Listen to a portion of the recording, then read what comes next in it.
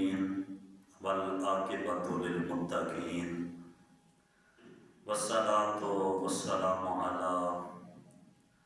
أشرف الأنبياء والمرسلين وعلى آله وأصحابه أجمعين. أما بعد فأعوذ بالله من الشيطان الرجيم. بسم الله الرحمن الرحيم.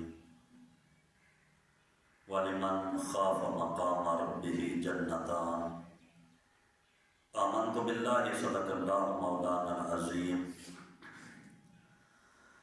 وبلغنا رسوله النبي الكريم ونحن على ذلك لمن الشاهدين والشاكرين والحمد لله رب العالمين. قال الله تبارك وتعالى في شان حبيبه الكريم: إن الله وملائكته يصلون على النبي يا أيها الذين آمنوا صلوا عليه وسلموا تسليما. اللهم صل على سيدنا ومولانا محمد وعلى آله وصحبه سيدنا ومولانا محمد وبارك وسلم عليه. الصلاة والسلام عليك يا سيدي يا رسول الله وعلى آلك وأصحابك يا سيدي يا حبيب الله. الصلاة والسلام عليك يا سيدي يا رحمة للعالمين وعلى آلك وأصحابك يا خاتم النبيين. اللہ رب العزت جل جلالہ اما نوالہ اعظم شانہ اتم برہانہ خالق کل مالک کل حقیقی پالنہار ارحم الراحمین رب کی لاکھوں کروڑوں حمد و ثنا. حضور سرور کائنات فخر موجودات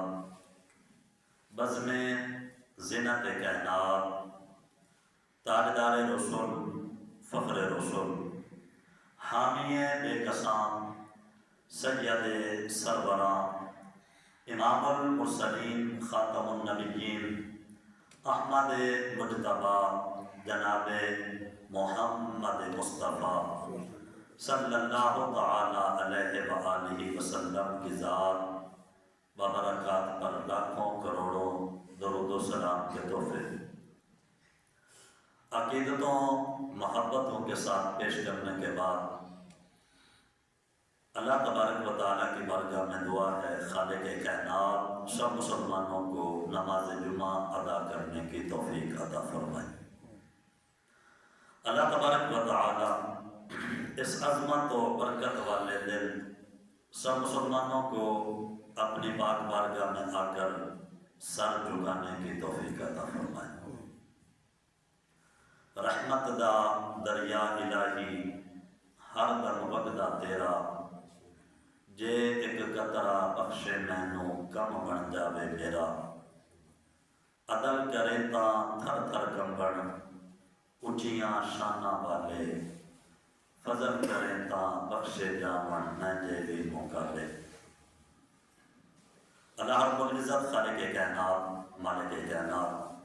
سب مسلمانوں پہ اپنا خاص رحم و کرم فرمائے.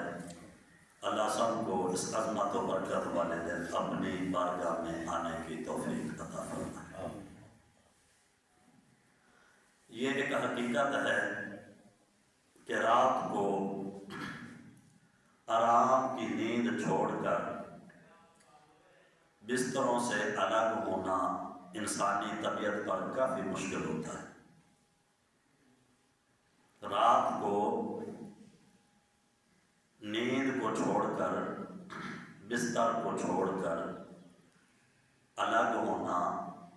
یہ انسان کی طبیعت کے اوپر بڑا مشکل ہوتا ہے۔ اس لیے رب تعالیٰ نے فرض نماز کے بعد رات کی پچھلی گھڑی میں عبادت کرنے کو افضل قرار دیا۔ فرمایا ایک تو فرض نمازیں ہیں، وہ تو فرض ہیں نا، ان کو تو ادا کرنا ہی کرنا ہے کہ ان کے بغیر چھٹکارا نہیں۔ اس کے علاوہ اللہ نے فرمایا کہ یہ فرائض، اس کے علاوہ افضل عبادت جو ہے وہ رات کے پچھلے پہر اپنے رب کی بارگاہ میں حاضر ہونا، یہ سب سے افضل عبادت ہے۔ لہذا اگر دلوں کی اجڑی ہوئی نگری بسانی ہے، من کی ویران کھیتی آباد کرنی ہے، تو پچھلی رات اپنے رب کی بارگاہ میں حاضر ہو کر اپنی آنکھوں کو تر کرنا پڑے گا۔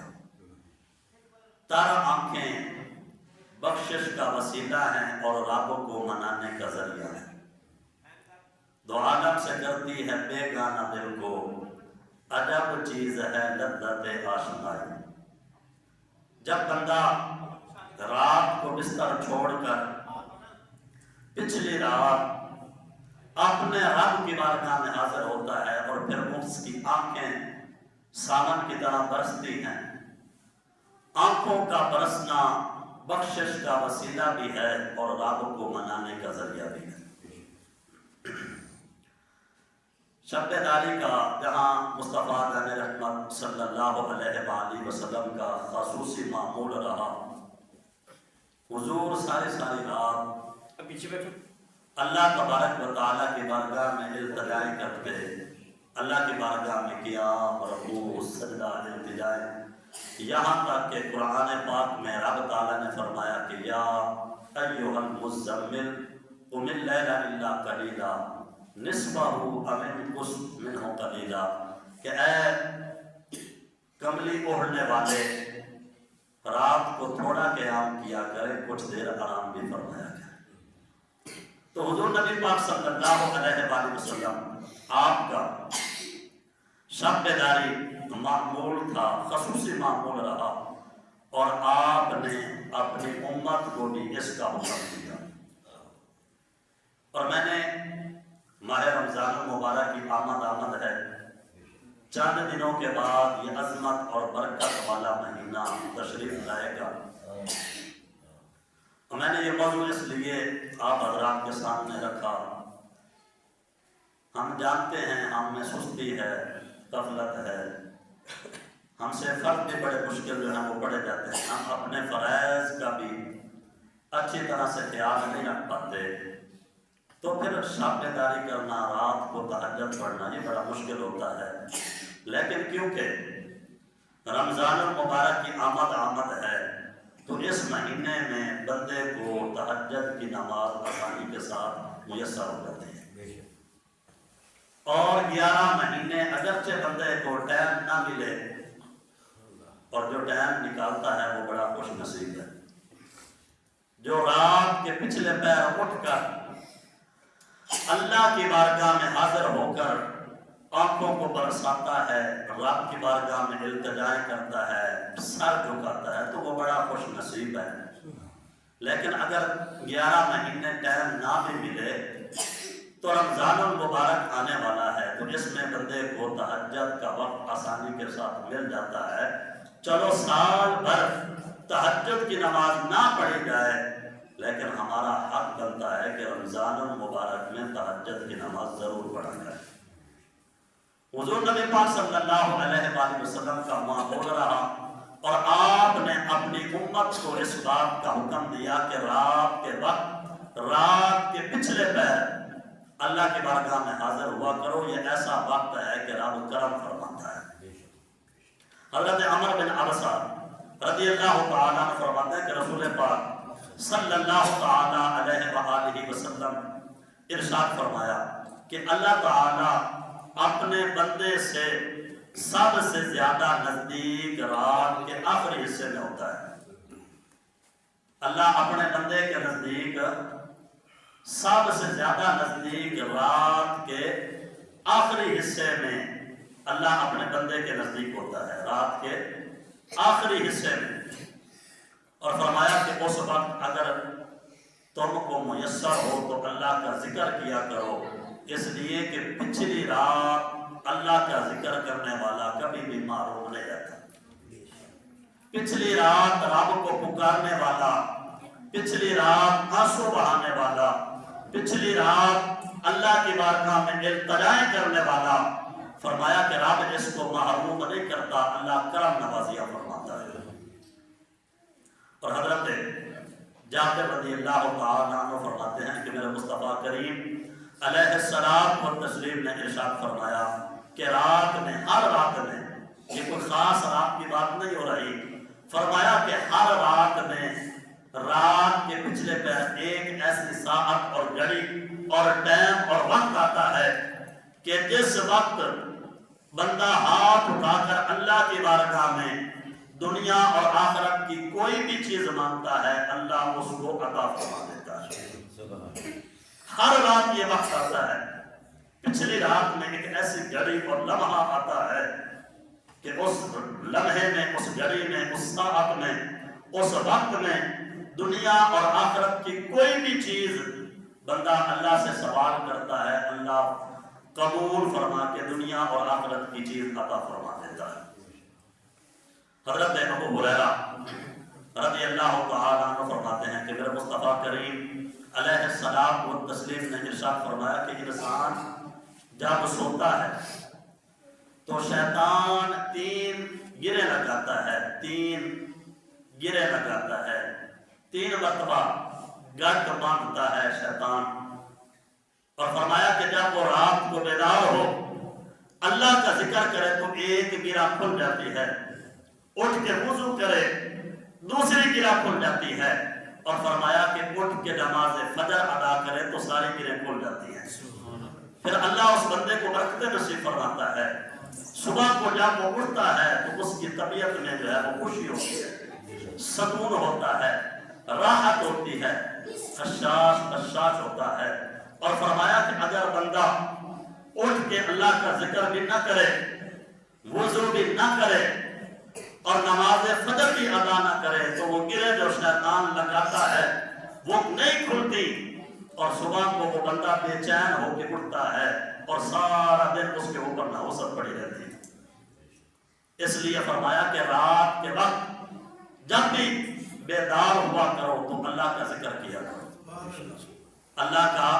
ذکر کیا کرو، اٹھ کے وضو کیا کرو، نماز فجر ادا کیا کرو، اس لیے کہ شیطان کی لگائی ہوئی گرہیں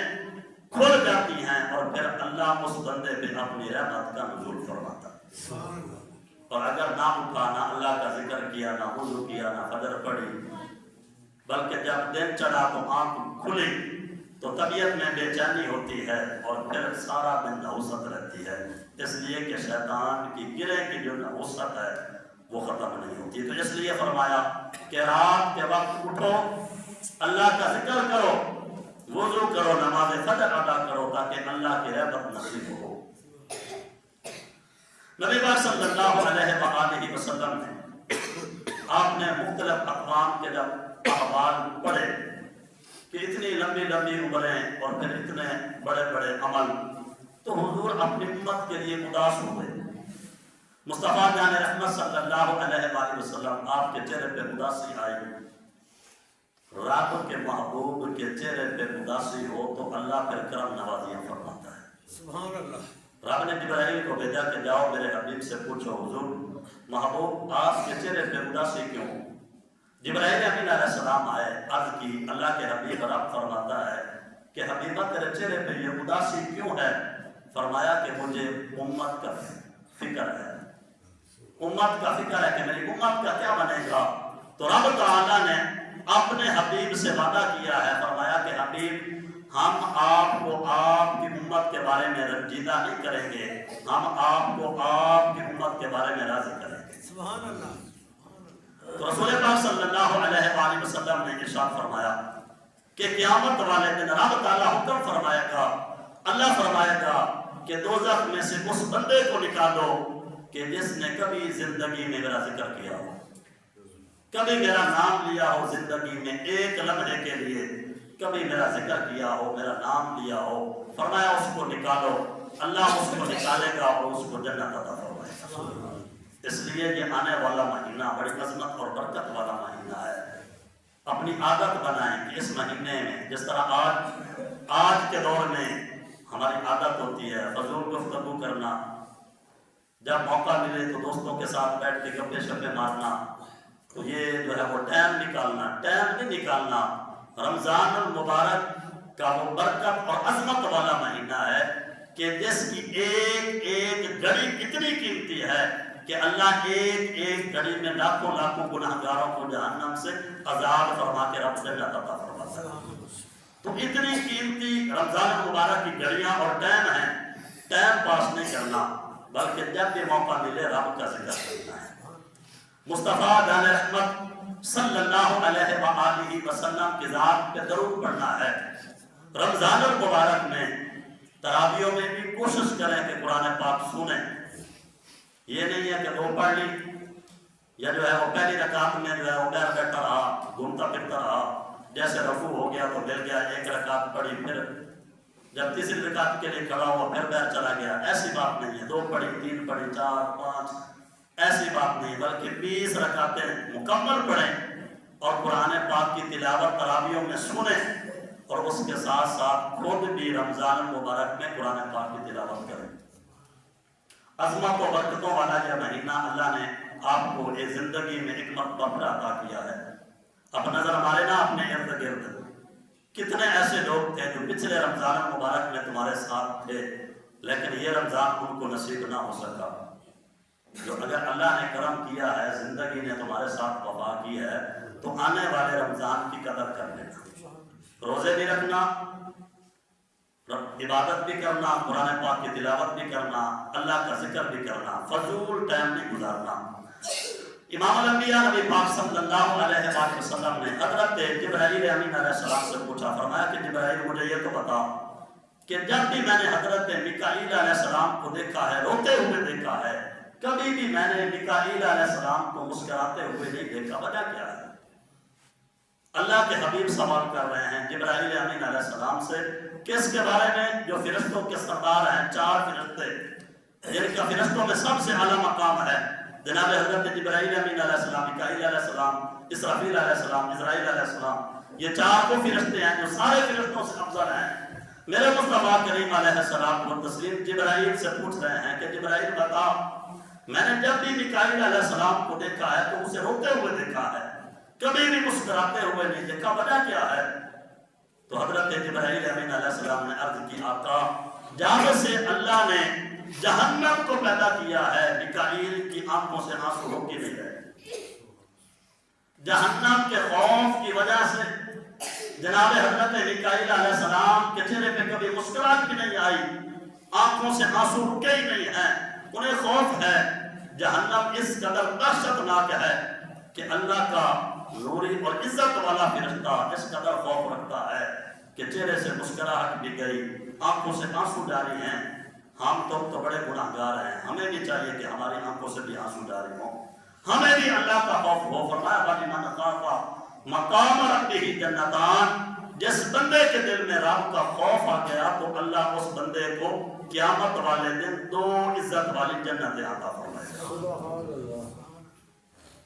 سب کا ڈر ہے، رب کا ڈر نہیں۔ سب کا ڈر، جب رب کا ڈر ہوتا ہے تو پھر سب کا ڈر ختم ہو جاتا ہے، اور جب رب کا ڈر نہیں رہتا تو پھر سب کا ڈر ہوتا ہے۔ اس لیے ہم مسلمان ہیں، ہمیں چاہیے کہ ہم صرف اور صرف اپنے رب کی ذات سے ڈریں، اس لیے کہ جو رب سے ڈرتا ہے اللہ کی ساری مخلوق اس بندے کی اطاعت کرتی ہے۔ فرمایا حضرت عبداللہ بن عمر بن عاص فرمایا کرتے تھے، آپ فرمایا کرتے تھے لوگوں رویا کرو، لوگوں رویا کرو، اگر رونا نہ آئے تو رونے جیسے صورت بنا لیا کرو، اور فرمایا کرتے تھے کہ اگر تم حقیقت حال کو مرنے سے پہلے پہلے جان لو، جس طرح موت کے بعد بندے کے سامنے حقیقت حال کھلتی ہے، فرمایا کہ اگر تم دنیا میں ہی جان لو تم اتنا رو کہ روتے روتے تمہاری جان نکل جائے۔ تمہارے گلے سے نہ کوئی کھانے کی چیز نیچے اترے، نہ کوئی پینے کی چیز نیچے اترے، نہ تمہیں گھروں میں سکون آئے، زمین میں تم لیٹتے پھرتے رہو یہاں تک کہ تمہاری روح نکل جائے۔ فرمایا کہ یہ حقیقت حال ہے، موت کے بعد جو بندے کے سامنے منظر پیش ہوگا، اگر وہ زندگی میں بندے کی پیش ہو جائے تو پھر تو جینا بھی مشکل ہو جائے۔ فرمایا کہ وہ منظر ہے تو تمہیں چاہیے کہ تم اللہ کی بارگاہ میں گڑ گڑاؤ، رویا کرو، اس لیے کہ رونے والا بندہ رب کو بڑا پسند ہے، رونے والا بندہ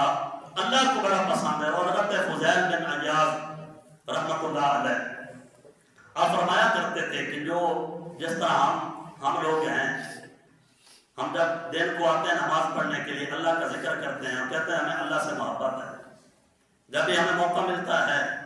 تو ہم کہتے ہیں ہمیں اللہ سے محبت ہے۔ حضرت فضیل بن عیاض فرمایا کرتے تھے کہ رات کے پچھلے پہر اللہ تبارک و تعالیٰ آسمان دنیا کی طرف نزول فرماتا ہے اور رب پوچھتا ہے کہ کہاں ہیں وہ لوگ جو دل میں کہتے تھے کہ ہمیں اپنے رب سے محبت ہے، پتہ نہیں وہ محبت والے مجھے نظر نہیں آ رہے، جو دل میں کہتے تھے کہ رب سے محبت ہے وہ کہاں گئے وہ لوگ مجھ سے محبت کرنے والے، میں رب ان کا انتظار کر رہا ہوں، اس لیے کہ دوست خلوت میں دوست کے ساتھ ملنے کی کوشش کرتا ہے، میں رب ان کا انتظار کر رہا ہوں، صبح تک میں انتظار کروں گا کہ وہ کہاں ہیں وہ لوگ جو دل میں کہتے تھے کہ ہمیں رب سے محبت ہے، نظر نہیں آ رہے۔ تو حضرت فضیل بن عیاض فرمایا کرتے تھے کہ لوگوں پچھلی رات اگر تمہیں موقع ملے تو اللہ کی بارگاہ میں ضرور حاضر ہوا کرو۔ اور میں نے یہ موضوع اس لیے رکھا ہے، میں بھی جانتا ہوں آپ حضرات مصروف ہوتے ہیں، وقت نہیں ملتا، لیکن رمضان المبارک میں ہمارے پاس موقع ہوتا ہے، اور سحری کے لیے ہم اٹھتے ہیں، وہ تہجد کا وقت ہوتا ہے، رات کا پچھلا پہر ہوتا ہے، اٹھتے ہی 1 گھنٹہ 1.5 گھنٹہ یا چلو آدھا گھنٹہ بندہ پہلے اٹھ لیتا ہے، تو آدھے گھنٹے میں سحری نہیں ہوتی، سحری تو 4 5 10 منٹ میں ہو جاتی ہے مکمل، تو باقی جو وقت بچتا ہے وہ وقت اللہ کی بارگاہ میں حاضر ہوا کرے، اللہ تبارک و تعالیٰ کی بارگاہ میں حاضر ہو کر رمضان المبارک میں تہجد پڑھیں، قرآن پاک کی تلاوت کریں، مصطفیٰ جان رحمت صلی اللہ علیہ وآلہ وسلم کی ذات پر درود پاک پڑھا کریں۔ بزرگ فرمایا کرتے تھے، ہمارے اکثر بزرگ وہ فرمایا کرتے تھے کہ جب 3 دل اکٹھے ہوتے ہیں، جب 3 دل اکٹھے ہوتے ہیں تو اس وقت دعا قبولیت کے درجے کو پہنچ جاتی ہے۔ جب 3 دل اکٹھے ہوتے ہیں جس وقت، اس وقت دعا قبولیت کے درجے کو پہنچ جاتی ہے۔ پوچھا حضور وہ کیا ہے؟ فرمایا کہ ایک تو مومن کا دل، اور ایک قرآن کا دل سورۃ یاسین، اور ایک رات کا دل پچھلا پہر۔ فرمایا کہ رات کے پچھلے پہر مومن جو قرآن کی تلاوت کرتے ہوئے اللہ کی بارگاہ میں حاضر ہوتا ہے تو وہ 3 دل اکٹھے ہونے کا وقت ہے، اس وقت جو بھی دعا مانگتا ہے میرا رب قبول فرما دیتا ہے۔ رات کا پچھلا حصہ بڑا برکت والا ہے، بہت برکت والا ہے، اس لیے اس رمضان المبارک میں کم از کم تہجد ضرور پڑھیں، رات کے پچھلے پر تھوڑا بہت اپنے رب تعالیٰ سے ملاقات کریں، گفتگو کریں،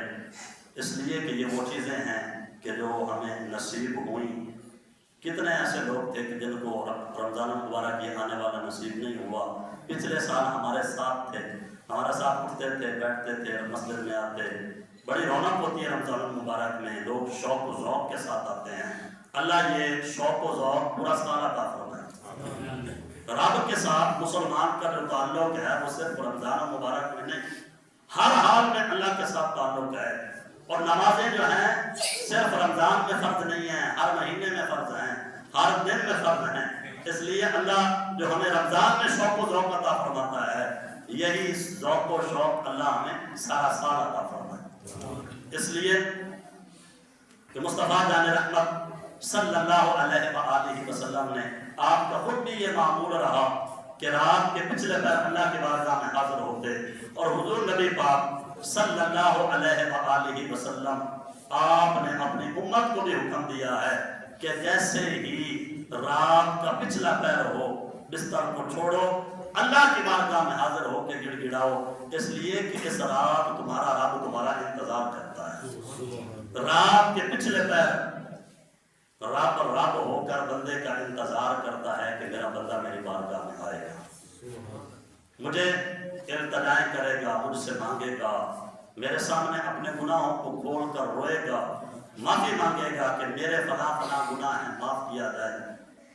یہ بڑا خوبصورت بندے اور رب کا بڑا خوبصورت رشتہ ہے، بڑا محبت والا رشتہ ہے۔ اب ہوتا تو یہ ہے نا، دنیا کا دستور یہ ہے کہ بندہ جس کا جرم کرتا ہے اس سے بھاگتا ہے کہ میں نے اس کا جرم کیا ہے، یہ سزا دے گا۔ لیکن رب اور بندے کا رشتہ اور شریعت کا معاملہ بڑا خوبصورت ہے۔ بندہ جرم بھی رب کا کرتا ہے، نافرمانی بھی رب کی کرتا ہے، لیکن جب رب کی بارگاہ میں حاضر ہوتا ہے رب کو پیارا بھی وہی لگتا ہے۔ گناہ کر کے اکڑ جانا، گناہ کر کے اکڑ جانا، ایسے مجرم کے لیے کوئی خلاصہ، کوئی چھٹکارا نہیں ہے۔ لیکن گناہ کر کے پھر اللہ کی بارگاہ میں حاضر ہو کر نادم اور شرمندہ ہو کر توبہ کرنے والا وہ گناہگار رب کو بڑا پیارا ہے۔ اور نبی پاک صلی اللہ علیہ وآلہ وسلم نے ارشاد فرمایا کہ بندہ اللہ کی بارگاہ میں توبہ کرتا رہتا ہے، کرتا رہتا ہے، کرتا رہتا ہے، یہاں تک کہ اللہ اس بندے کو اپنا محبوب بنا دے۔ سبحان اللہ۔ توبہ کرتا رہتا ہے، معافی مانگتا رہتا ہے، صبح کو مانگی، دوپہر کو مانگی، عصر کو مانگی، مغرب میں، عشاء میں، رات کے پچھلے پہر، ہر وقت جب بھی اس کو جو ہے وہ دل نے جھنجھوڑا، زمین نے جھنجھوڑا کہ تیرا رب ہے، تو نے اس کی نافرمانی کی ہے، تیرا یہ بنتا نہیں تھا کہ تو رب کی نافرمانی کرتا، ضمیر نے جھنجھوڑا اور وہ اللہ کی بارگاہ میں حاضر ہو گیا، معافی مانگ لی، پھر گناہ ہوا، پھر معافی مانگ لی، حتیٰ کہ وہ معافی مانگتا رہتا ہے، مانگتا رہتا ہے۔ میرے مصطفیٰ کریم علیہ السلام والتسلیم نے ارشاد فرمایا پھر اس کے اوپر ایک وقت ایسا آتا ہے کہ اللہ اس بندے سے محبت فرمانے لگتا ہے۔ وَلِمَنْ خَافَ مَقَامَ رَبِّهِ جَنَّتَانِ، فرمایا کہ جس کے دل میں اللہ کا خوف ہوگا قیامت والے دن میرا رب اس کو 2 جنتیں عطا فرمائے گا۔ اللہ ہمیں اپنا خوف نصیب فرمائے، اپنی اطاعت کرنے کی توفیق عطا فرمائے، جو فرائض ہمارے ذمہ ہیں اللہ ہمیں ادا کرنے کی توفیق عطا فرمائے، اور اس کے ساتھ ساتھ رات کے پچھلے پہر رب ہمیں اپنی بارگاہ میں